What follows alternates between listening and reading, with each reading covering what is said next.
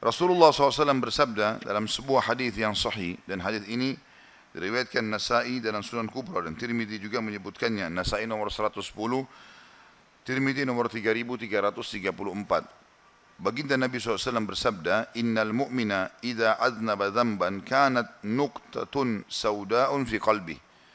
Fa in taba wa naza'a wasta'taba su'ika qalbuh. Wa in zada zadat hatta ta'luwa qalbah. Sesungguhnya apabila seorang mukmin melakukan satu dosa, walaupun kecil, maka akan menjadi noda hitam di dalam hatinya. Apabila dia bertaubat, dia berhenti dan meninggalkan maksiat tersebut, maka hatinya akan kembali cemerlang, terang kembali. Apabila dia menambah dosa itu, maka noda hitam itu akan bertambah sampai akhirnya menutupi hatinya. Tentu dosa ada dua macam ya, ada dosa syahwat, ada dosa syubhat. Dosa syahwat, dosa yang diikuti dengan hawa nafsu. Orang berzina, orang berdusta, dosa syahwat. Umumnya dosa syahwat ini kata para ulama, seseorang mau bertaubat, dia mau meninggalkannya. Karena dia tahu itu dosa, dia punya rasa penyesalan. Yang kedua yang berbahaya, dosa syahwat, dosa syubhat. Syubhat, dia nggak tahu dirinya benar atau salah. Seperti banyaknya orang melakukan ibadah-ibadah yang tidak dicontohkan oleh baginda Nabi SAW. Perbuatan-perbuatan bid'ah ini, kalau mereka lakukan akhirnya bisa membawa mereka tidak menyadari. Mereka anggap boleh-boleh saja, padahal sebenarnya ini melanggar agama. Apalagi ritual-ritual yang sudah sangat jelas tidak diperintahkan oleh Nabi SAW. Lalu mereka mengatakan tidak, Nabi bolehkan. Ini berbahaya. Dua sisi, mengerjakan apa yang Nabi tidak perintahkan, juga menisbatkannya kalau Nabi SAW ini tidak apa-apa. Menganggap ajaran Nabi SAW tidak apa-apa untuk ditambah-tambahi. Maka ini dua sisi yang akhirnya bisa mengganggu hatinya. Ya. Dan ini akan menutup hatinya dengan noda-noda hitam. Harusnya dia tinggali gitu. Dan dia mengambil zona aman untuk beribadah sesuai dengan tuntunan baginda Nabi SAW. Ingat selalu teman-teman sekalian, Nabi SAW tidak meninggal dunia kecuali sudah mengajarkan segala sesuatunya. Tidak ada yang butuh kita tambahkan. Cukupkan dengan itu. Maka kita akan bahagia karena sudah pasti. Ya. Sudah pasti-pasti ada perintahnya, maka kita akan aman. Jangan coba-coba dalam masalah ibadah atau dalam kemaksiatan. Karena coba-coba ini, saya mau coba sholat malam. Kalau cocok saya sholat, kalau tidak ya sudah. Enggak bisa coba-coba dalam ibadah. Emang serius, sholat ya sholat malam. Gitu kan? Ibadah ya ibadah. Sama dengan kemaksiatan.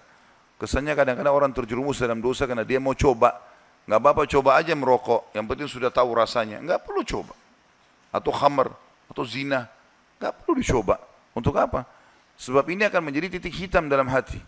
Apalagi kalau orang itu tidak taubat. Dan salah satu kata para ulama yang digunakan senjata oleh syaitan, kalau seseorang sudah berbuat dosa, dia akan berusaha dosa itu selalu ada.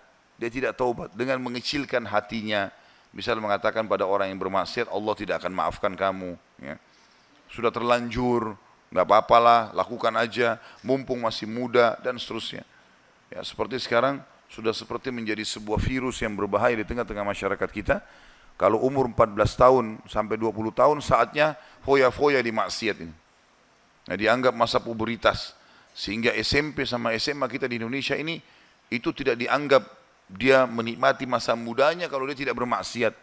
Tidak coba semuanya. Obat-obatan, khamar, zina, ya, segala macam. Dan sayangnya banyak di media kita digambarkan sinetron-sinetron, film-film. Ini semuanya ke situ. Anak-anak umumnya narkotika, durhaka sama orang tuanya, ya nakal di sekolah, hamil di luar nikah, apalah. Ya.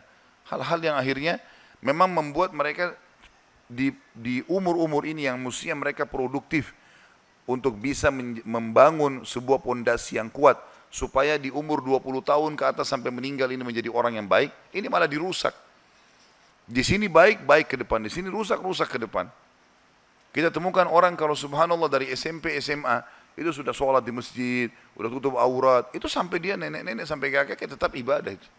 Tapi orang kalau di sini rusak, dianggap dengan masa pubertas, saatnya bebas-bebas, ini sampai dia menjelang tua pun masih melakukannya.